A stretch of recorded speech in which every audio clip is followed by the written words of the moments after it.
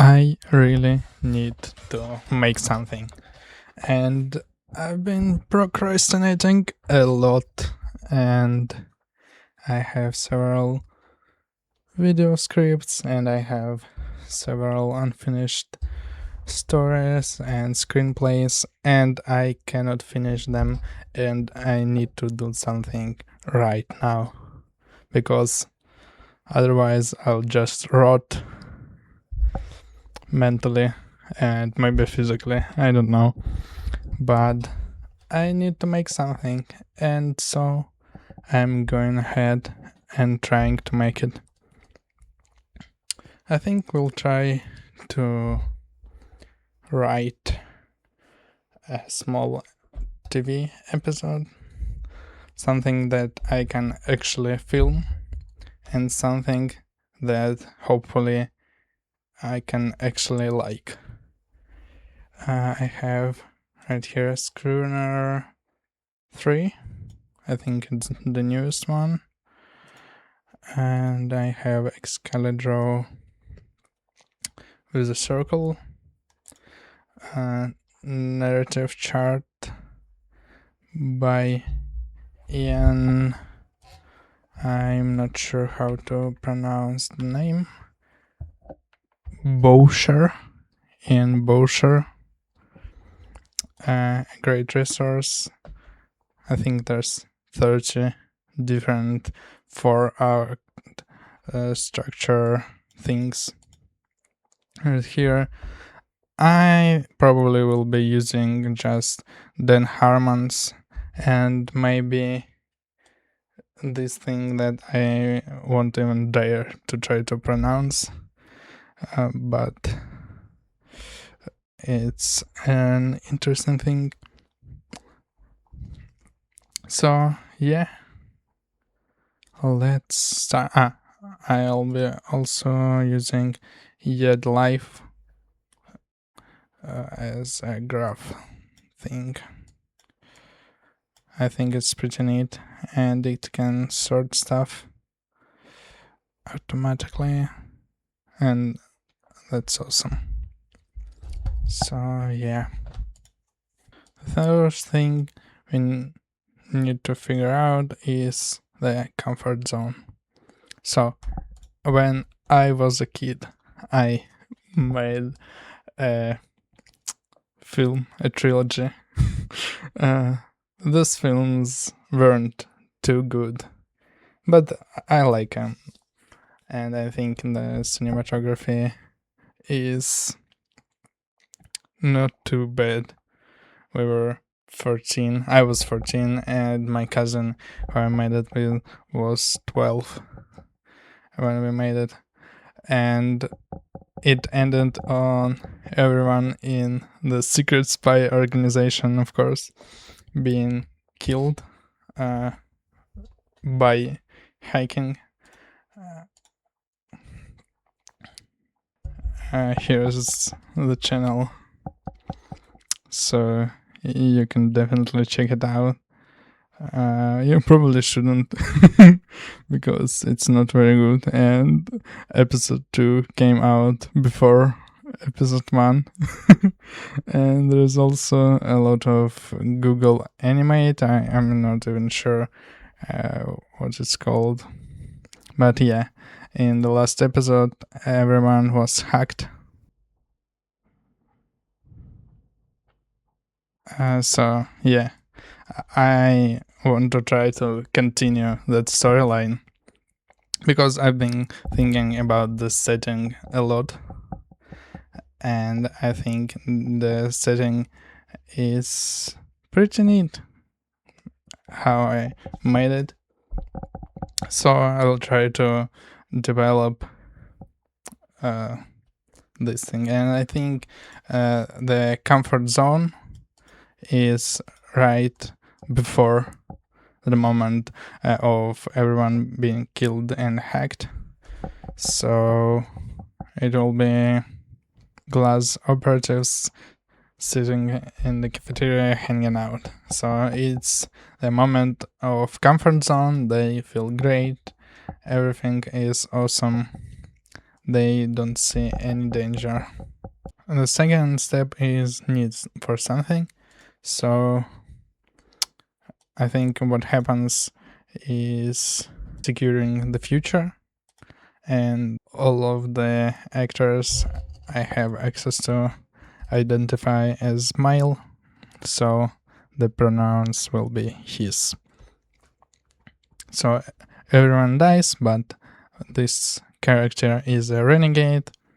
He removed his chip that was exploited to kill all the other operatives, and so he stays alive, but the glass structure, the glass safety network will collapse very soon, so he needs to secure his future. He needs to cash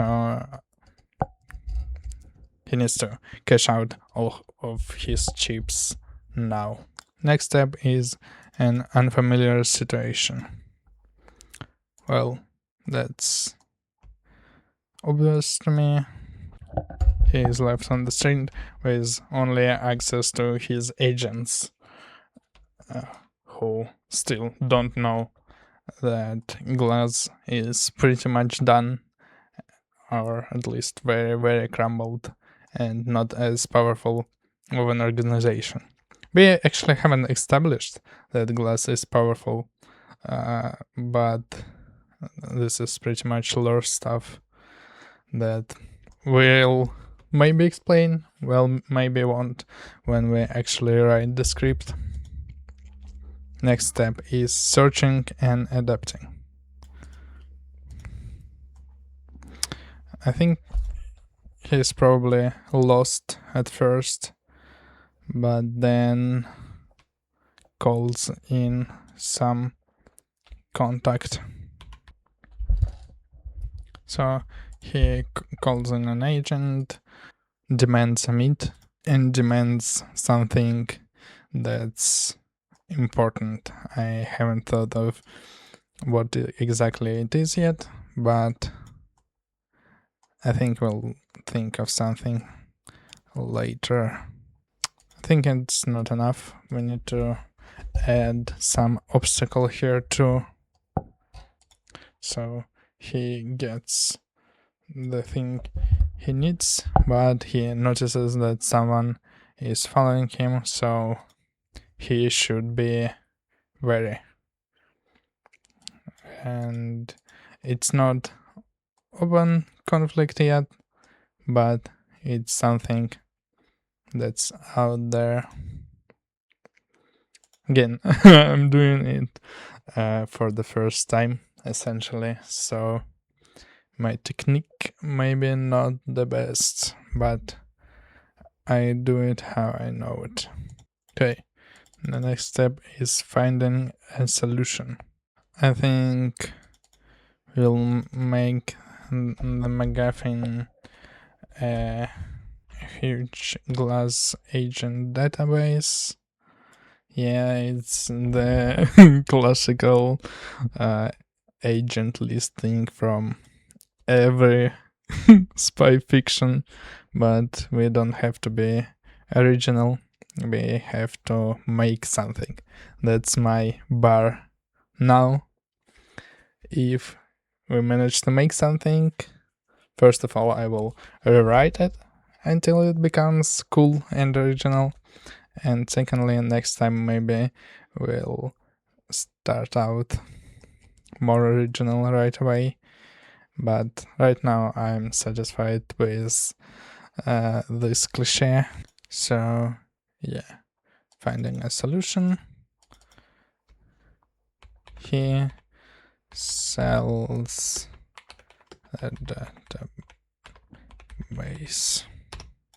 So he needs leverage, and so he sells the database. He sets up a meet and some people that are interested by it, paying the price. So his price is probably moral, all of his friends are dead, and he betrayed them by selling their identities. More than that, he pissed off the people who he has sold them to, because it's not too useful of information. Pretty much all of them are dead. So he is followed and feels shitty. Next step is return to familiar situation.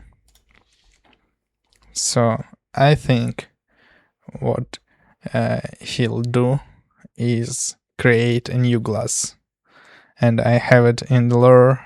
It's NOS, New Operative Surveillance, and I think it could be a cool origin story, because according to lore that I just made up, and also a bit, also my cousin pinched in a bit, and yeah, so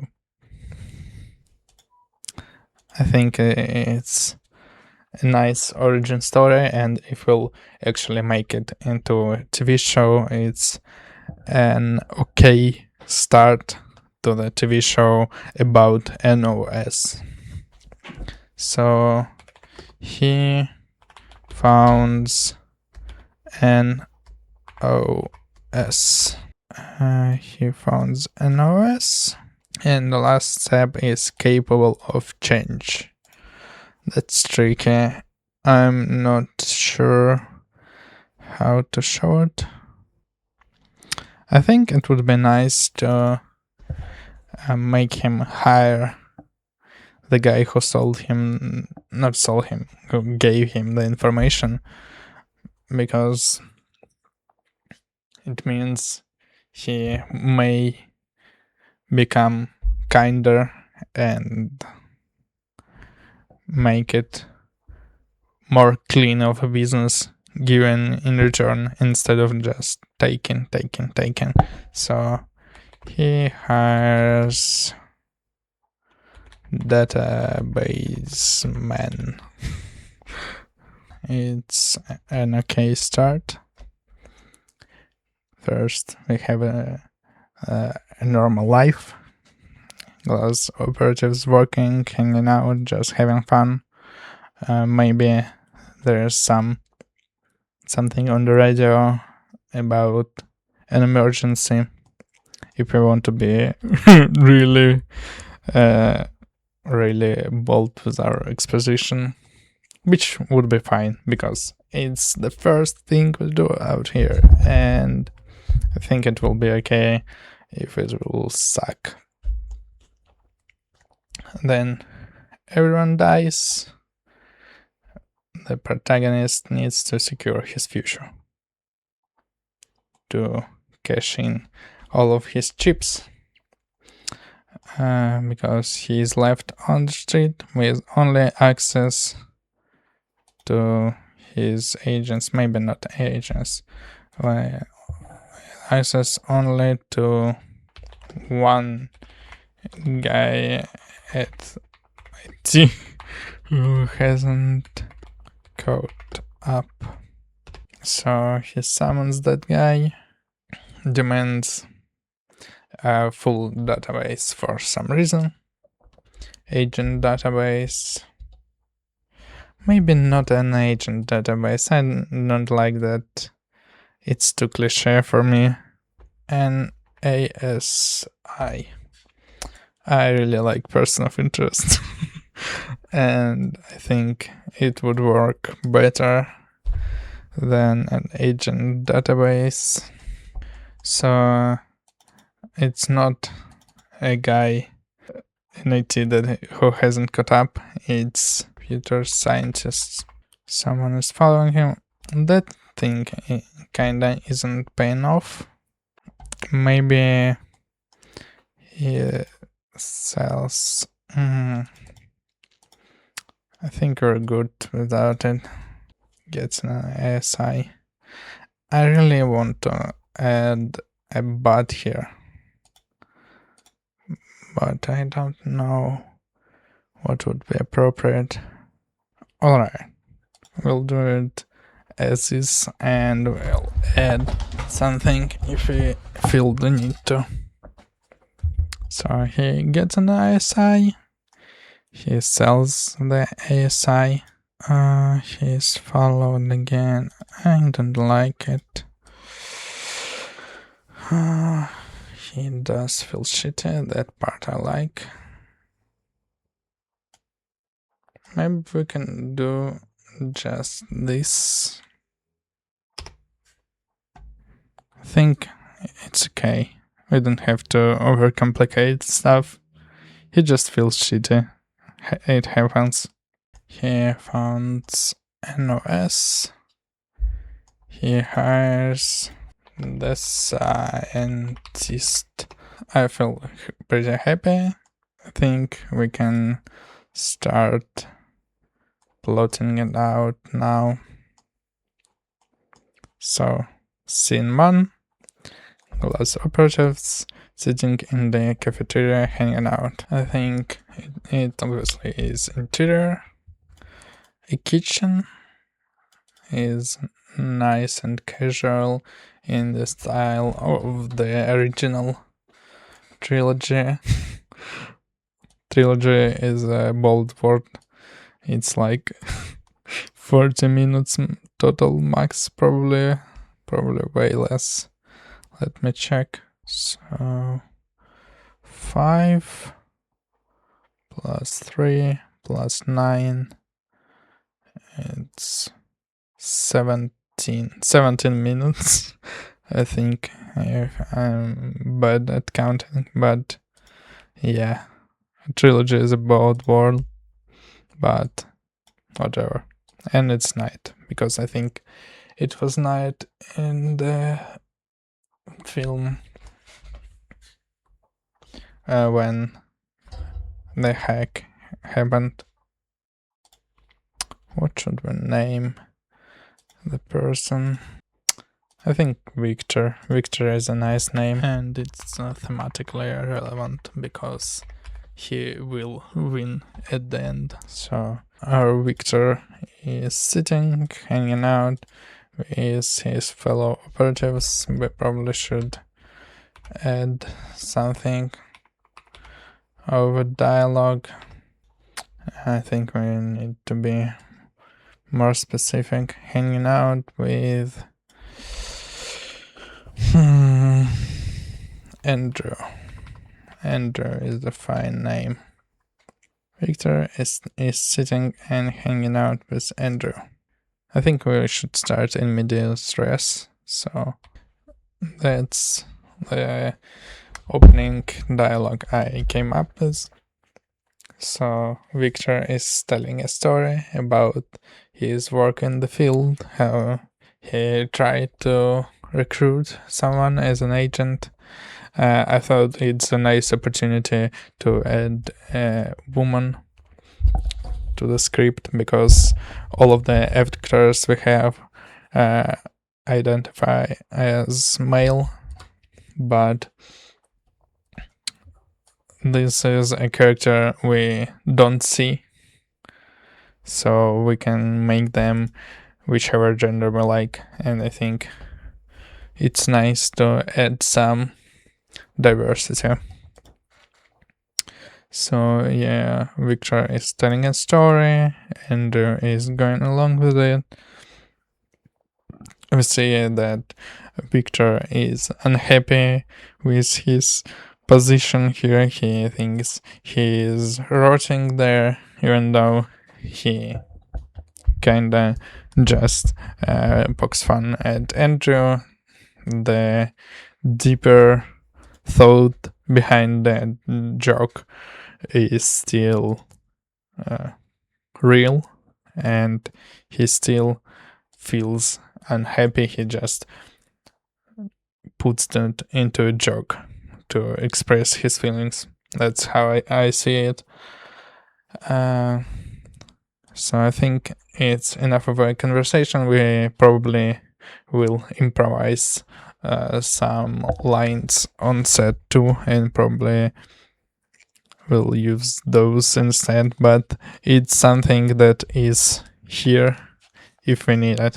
And I think it's okay for now. It's the first draft.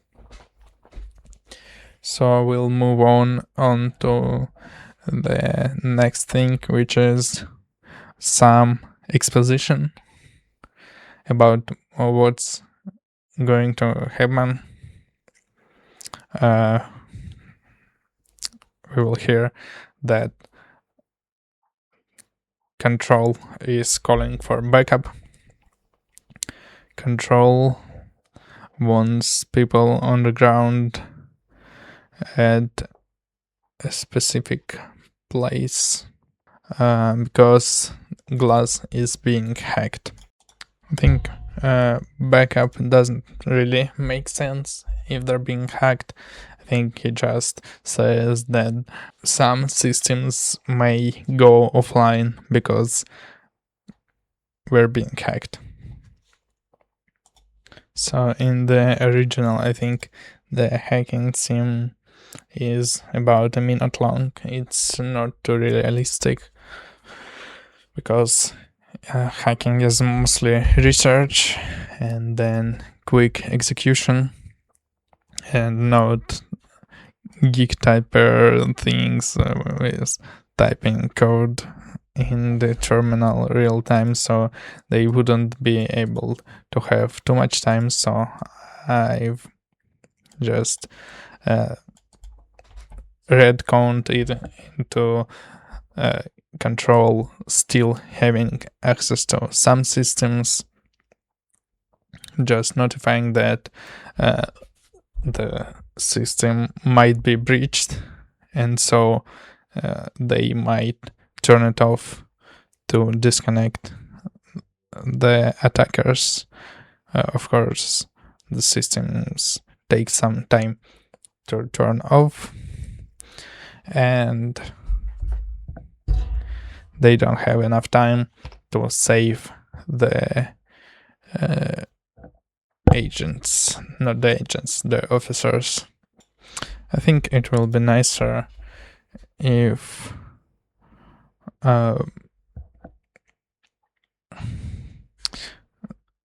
they start to fall after the beep, but before we hear this. So I'll add it here. So yeah, Ender falls on the floor. Control is relaying their message on repeat, but it gets interrupted when those systems are offline too, as well as Andrew and other operatives. So we can add Victor.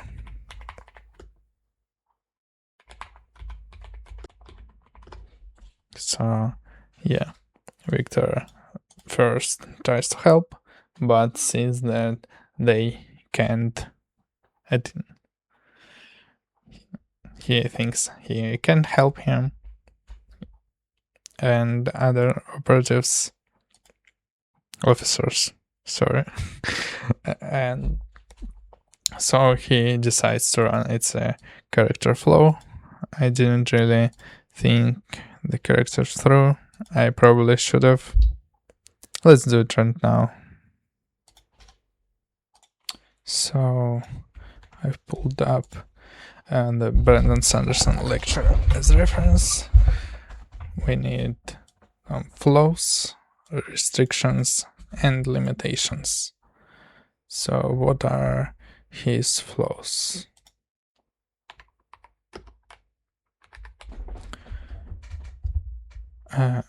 Issues the character needs to overcome. Well, it's probably firstly a bit of a cover dust.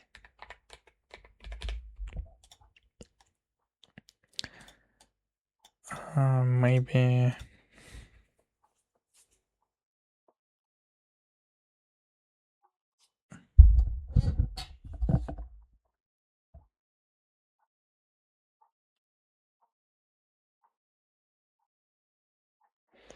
Yeah, I think it's mostly covered as the story at the beginning.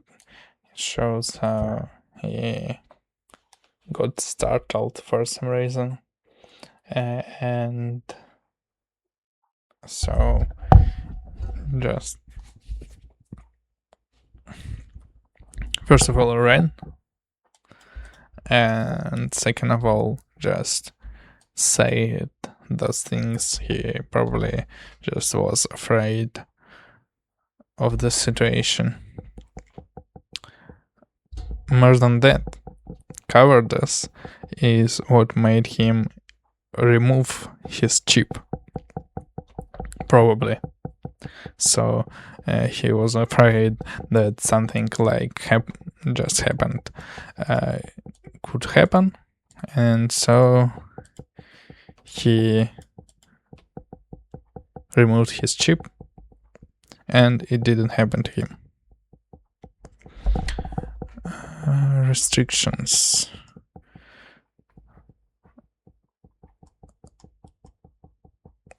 I think we can do without those for now. I think we can do without those for now. Limitations. Well, he has no money.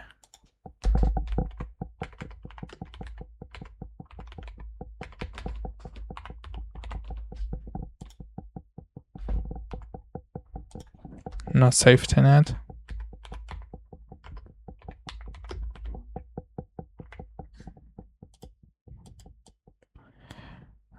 And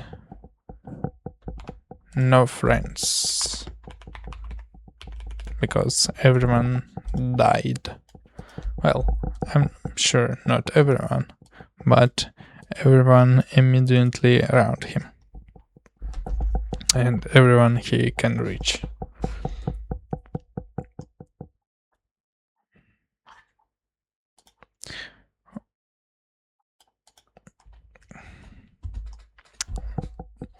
I'm not sure that's enough, but it will do for now. Or we can pull up the local script. Local script man.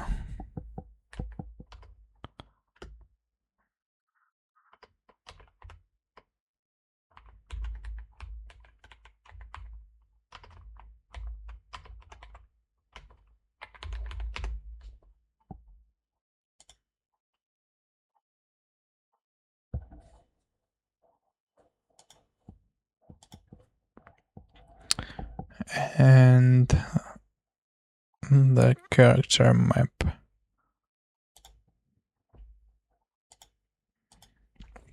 What's his core urge?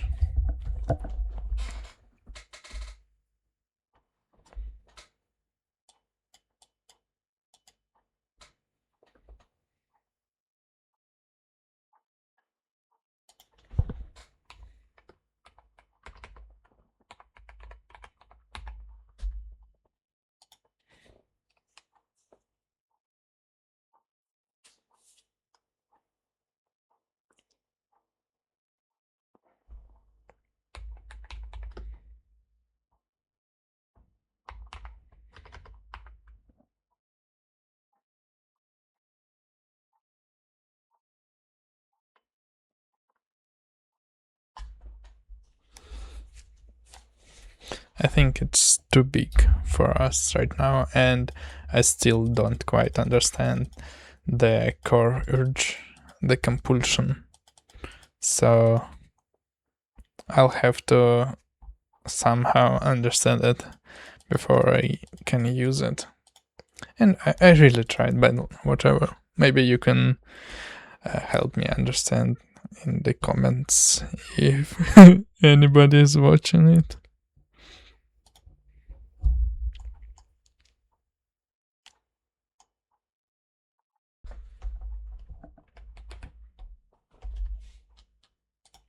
I think it's going into the second phase, second thing, a need for something, a trigger. If I listen to Nigel Waits,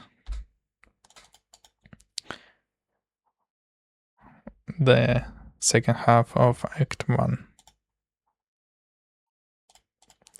So he grabs some gear, leaves his gun,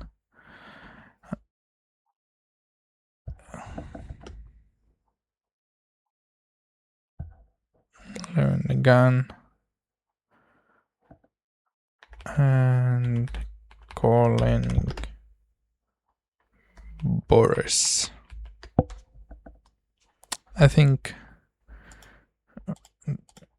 being given that we're done with Act 1, it's all for this time. It's very little, but I think like I've done an okay job, so hopefully I'll do the same thing tomorrow, and hopefully I'll do it with you. So have a great night, have a great day, bye bye.